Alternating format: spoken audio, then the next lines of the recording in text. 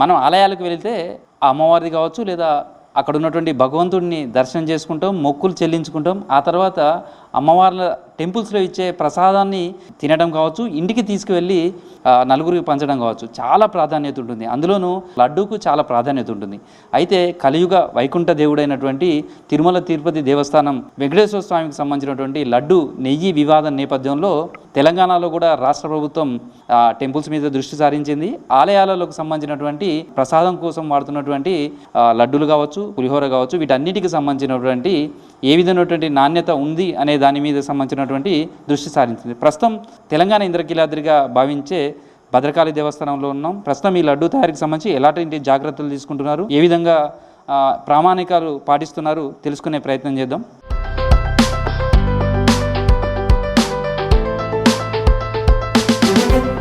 భద్రకాళి దేవస్థానంలో ప్రసాదం తయారు చేసేటువంటి లడ్డు, పులిహోర కావచ్చు, ఇతర ఏదైతే అమ్మవారికి సంబంధించినటువంటి ప్రసాదాలు తయారు చేస్తారో అక్కడ ఉన్నటువంటి వంటశాల దగ్గర ఉన్నాం. అందులో ఈ వంటశాలకు సంబంధించినటువంటిదే స్టోర్ రూమ్. ప్రస్తుతం ఈ వంటశాలకు సంబంధించిన నిర్వాహకులు ఆయన దగ్గరతో మాట్లాడదు. అంటే జనరల్గా ఎలాంటి రకాల ప్రసాదాలు తయారు చేయడానికి మీకు ఈ ముడి సరుకు అంతా కూడా ఎక్కడి నుంచి వస్తుంది? మన హైదరాబాద్ టెండర్ దారి నుంచి. జనరల్గా లడ్డూలకు సంబంధించి ఆ జీడిపప్పు కానీ, ఆ శనగపిండి కానీ, ఆ నెయ్యి కానీ ఇది నాణ్యమైంది, కల్తీ జరగలేదని మీరు ఎట్లా చూస్తుంటారు? వాళ్ళు 3 months ఒకసారి వచ్చి వాళ్ళు చూసుకొని పోతుండ్రు. ఎవ్రీ 3 months ఒకసారి. ఎట్లా ఇవి వారంకోసారి వస్తాయా, నెలకోసారి వస్తాయా, ఎట్లా ఇవన్నీ కూడా? నెలకు ఒకసారి ఇండెంట్ పెడతారు సెంట్రల్ స్టోర్లో. ఆ సెంట్రల్ స్టోర్ నుండి నేను వీక్లీ వన్స్ తీసుకుంటా అంట. ఎప్పుడైనా ఎక్కడైనా అట్లాంటి రిజెక్ట్ చేయడమో లేకపోతే లేదా వస్తువులకు సంబంధించినటువంటి ఇది అలాంటివి ఏమన్నా ఎప్పుడన్నా మీ దృష్టికి వచ్చినాయి? పల్లీలు అయినా మంచిగా లేకపోతే వాపస్ పంపించేస్తాం ఇంకా అంతే. మా ఒకటే మనకు పల్లీలు, మిగతా శనగపిండి, డోకుల్లోనూ చక్కెర అవి మంచిగా క్వాంటిటీ ఉన్నాయి. ప్రస్తుతం అయితే ఎప్పుడు ఎక్కువ లడ్డూలు తయారీ కానీ లేకపోతే ఇదంతా కూడా ఎప్పుడు ఏ టైంలో ఎక్కువ ఉంటుంది, ఏ సీజన్లో ఉంటుంది? మనకు శ్రావణ మాసంలో బాగుంటుంది. తర్వాత దసరా, విజయదశమి, తర్వాత మే నుండి జూన్ వరకు హాలిడేస్ ఉంటాయి కదా, సమ్మర్ హాలిడేస్లో పబ్లిక్ జనాలు బాగా వస్తుంటారు టెంపుల్కు. అప్పుడు ఎక్కువ విపరీతంగా లడ్డూలు ప్రసాదాలు పోతుంటాయి.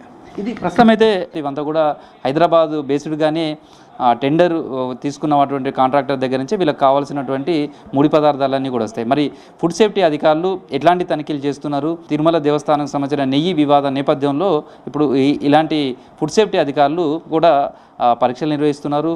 తర్వాత వాళ్ళు తనిఖీలు కూడా జరుగుతున్నాయి. అవి ఎలా జరుగుతున్నాయో తెలుసుకునే ప్రయత్నం చేద్దాం.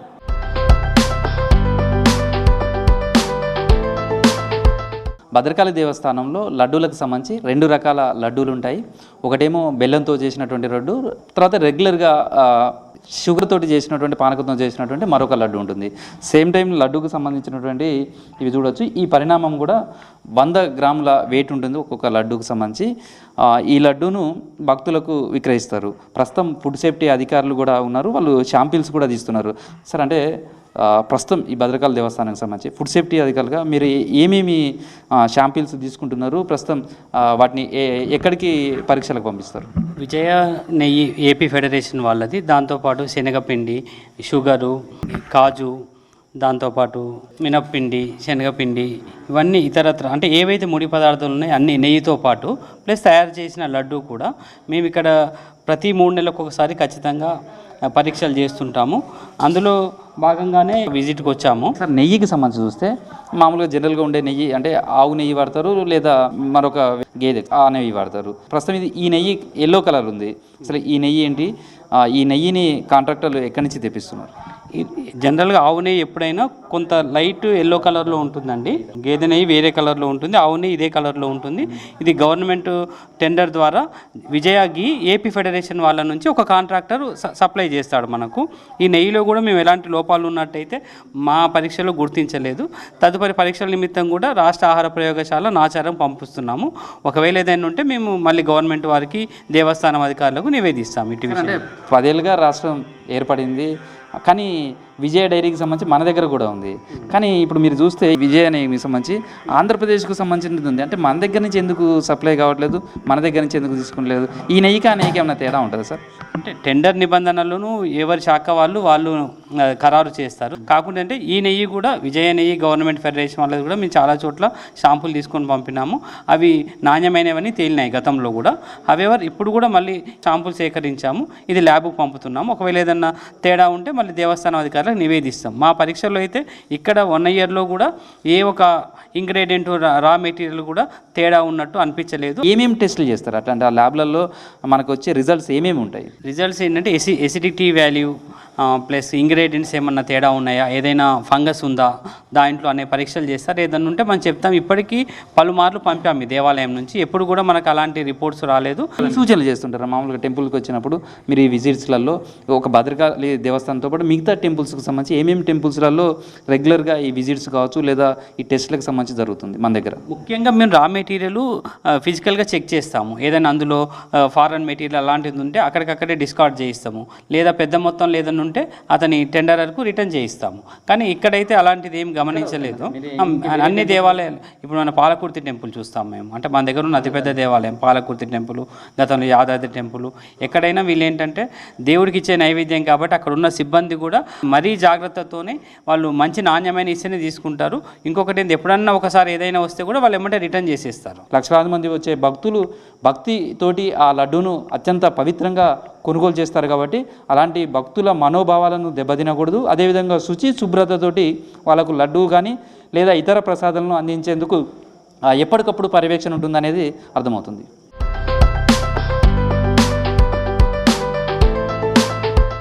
మనం ఆలయ ప్రధాన అర్చకులు చేసి ఉన్నారు, ఆయనతో మాట్లాడదాం.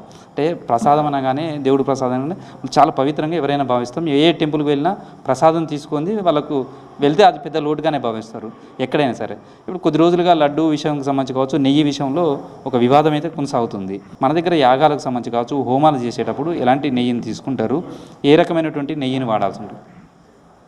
భద్రకాళి దేవస్థాన చరిత్రలో నాసిరకం పదార్థాలు వాడారు అన్న అపవాదు ఈ రోజు వరకు లేదు. అనుక్షణం ఫుడ్ సేఫ్టీ అధికారులు, దేవాలయ యాజమాన్యం డేగ కన్నుతో చూస్తూనే ఉంటుంది, వాటి యొక్క నిర్వహణ జరుపుతూనే ఉంటుంది. ప్రసాదాల నాణ్యతలో ఏనాడు ఒక్క అపవాదు లేదు. ఇప్పుడు ఆవు నెయ్యి సమృద్ధిగా దొరకనప్పుడు బర్రె నెయ్యి వాడవచ్చు హోమాలకు. బర్రె నెయ్యి కూడా వాడలేని పరిస్థితిలో తిలలతోటి ఎవలతోటి హోమం చేసే విధానం. అంటే ఈ నెయ్యిని అంటే నాణ్యమైందా కాదా అనే దానికి సంబంధించి మీరు ఆ హోమం చేసేటప్పుడు కాదు లేదా ప్రసాదానికి కలిపేటప్పుడు కావచ్చు గుర్తించడానికి, అంటే ల్యాబ్లు వెళ్ళి టెస్టులు చేయడం అనేది ఒక పద్ధతి. రెండోది రెగ్యులర్గా మీరు దాన్ని చూస్తుంటారు కాబట్టి అట్లా కూడా ఏమైనా గుర్తించడానికి అవకాశం ఉంటుంది. మేము నవరాత్రులలో ప్రధానంగా దేవీ నవరాత్రులలో ఒక 150 కిలోల నెయ్యి వాడతాం. స్వచ్ఛమైన నెయ్యి సరఫరా చేసే ప్రభుత్వ సంస్థలు, ప్రభుత్వం ఆమోదించిన సంస్థల నుంచి భక్తులు విరాళంగా ఇస్తారు. నవరాత్రులలో లేని సందర్భంలోనే కొనుగోలు చేసి దేవస్థానం వాళ్ళు మాకిస్తారు. స్వచ్ఛమైన ఆవు నెయ్యి లేని సందర్భంలో బర్రె నెయ్యి వాడినా తప్పు లేదు. ఆ నెయ్యి కూడా వాడలేని పరిస్థితిలో తిలలు ఎవలతోటి హోమం చేయొచ్చు, కానీ కల్తీ నెయ్యి మాత్రం మేము వాడం.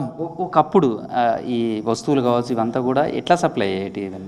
స్థానికంగా ఉన్న విక్రయదారుల నుంచి కొటేషన్లు స్వీకరించి టెండర్లు పిలిచి వాళ్ళు ధర్మకర్తల మండలి దాన్ని ఆమోదించిన మేరకు, ప్రభుత్వ ఆమోదం మేరకు ఇక్కడ ఇది కొనుగోలు చేసేవాళ్ళు. యువతో మాట్లాడదాం. అమ్మవారి సేవలకు సంబంధించినటువంటి ఈ పదార్థాలన్నీ ఎట్లా తీసుకొస్తారు, తర్వాత వీటిని నాణ్యత ప్రమాణాలను ఎట్లా మీరు పరిశీలిస్తున్నారు? భద్రకాళి దేవస్థానంలో వరంగల్ మహానగరంలో ఉన్న చారిత్రక ప్రసిద్ధిగాంచిన అమ్మవారి దేవాలయంలో ప్రసాదాలు రెగ్యులర్గా భక్తులకు ఎంతో ఇష్టపూర్తిగా వాళ్ళు కోరుకోవడం తీసుకోవడం జరుగుతుంది. ఈ యొక్క ప్రసాదాలకు సంబంధించి ప్రత్యేకించి టెండర్ వేయడం జరుగుతుంది. ఆన్లైన్ టెండర్, ఈ ప్రొక్యూర్మెంట్ ద్వారా ఎవరైనా వేసుకోవచ్చు. ఆ వేసే టెండర్లో వేసే టెండర్దారు కొన్ని సర్టిఫికెట్స్ సబ్మిట్ చేయాల్సి ఉంటుంది. అంటే నాణ్యమైన సరుకుల్ని పంపిస్తామని ప్రతి సరుకు కూడా ఒక రకమైన నాణ్యతను చూపించే టెండర్ని అంటే సర్టిఫికెట్స్ని చూపిస్తూ వాళ్ళు సబ్మిట్ చేయవలసి ఉంటుంది. తద్వారా ఎవరైతే మనకు క్వాలిటీగా అందిస్తారో, ఎవరైతే తక్కువ రేటుగా అందిస్తారో అలాంటి వాళ్ళకే ఆ యొక్క ఆన్లైన్ టెండర్ ఇవ్వబడుతుంది. మన దగ్గరకు వచ్చే నెయ్యికి సంబంధించి ఎంత వాల్యూ ఉంటుంది పర్చేజ్ చేస్తే బయట మార్కెట్కు దీనికి ఎంత తేడా ఉంటుంది? మనకు ఈ టెండర్ బయట అయితే 748 రూపాయలు జిఆర్పి నెయ్యి ఉంది. ఈ విజయ నెయ్యి మనకు 648 రూపాయలు పడుతుంది. మరి ఈ యొక్క టెండర్ ద్వారా వచ్చిన విజయ డైరీ నెయ్యి మాత్రమే ఇది. తయారు చేసేటప్పుడు ఈ వంటశాలకు సంబంధించి కూడా ఎట్లా నిష్టగా లేదా నాణ్యత ప్రమాణాలు పాటించడం, శుచి శుభ్రతకు సంబంధించి ఎట్లా ప్రాధాన్యత ఇస్తారు? ఇప్పుడు తయారు చేసేటప్పుడు ఇందులోకి వచ్చేటప్పుడే కాళ్ళు చేతులకు అడుక్కొని వస్తారు, ప్లస్ తలకి స్కార్ఫ్ పెట్టుకుంటారు, మూతికి మాస్క్ పెట్టుకుంటారు, చేతులకు గ్లోవ్స్ వేసుకుంటారు. వంట వాళ్ళు కానీ ఇటు లడ్డు చుట్టేవారు కానీ చాలా కేర్ తీసుకుని చేస్తారు. దీనికి ఒక ప్రత్యేకమైన ఇన్ఛార్జ్ ఉంటాడు, ఆయన అబ్జర్వ్ చేసుకుంటూ ఉంటాడు. మనకు ఇండెంట్ ఉంటుంది, 10 కేజీలకి ఇంత, 10 కేజీల శనగపిండికి 20 కేజీల పంచదార, మరి ఎంత నెయ్యి ఏమిటి అనేది ఒక మన గవర్నమెంట్ కమిషనర్ గారు వాళ్ళు ఇచ్చిన ఎండోమెంట్ నుంచి వచ్చిన ఇండెంట్ ఉంటుంది. దాని ప్రకారంగానే మనకు ఈ యొక్క లడ్డు తయారీ అనేది జరుగుతుంది. నాణ్యత విషయంలో భక్తులకు ఏం చెప్తారు? భరోసా ఇస్తున్నట్టేనా? నాణ్యత విషయంలో ఇప్పటి వరకు కూడా మాకు ఎటువంటి కామెంట్ రాలేదు. అలాగే ఫుడ్ సేఫ్టీ ఆఫీసర్స్ కూడా వచ్చి చెక్ చేసి ఇవ్వడం వల్ల లడ్డు ప్రసాదం బాగుంది అనే విషయాన్ని నేను తెలియజేస్తున్నాను. భక్తులు ఎటువంటి అపోహ పడవలసిన అవసరం లేదు. ఇది ప్రస్తుతం భద్రకాళి దేవస్థానానికి సంబంధించినటువంటి ప్రసాదాల తయారీకి సంబంధించిన జరుగుతున్నటువంటి నాణ్యత ప్రమాణాల మీద తీసుకుంటున్నటువంటి జాగ్రత్తలు. వీడియో జర్నలిస్టు దశరథతో కృష్ణమోహన్, V6 న్యూస్, వరంగల్లోని శ్రీ భద్రకాళి దేవస్థానం.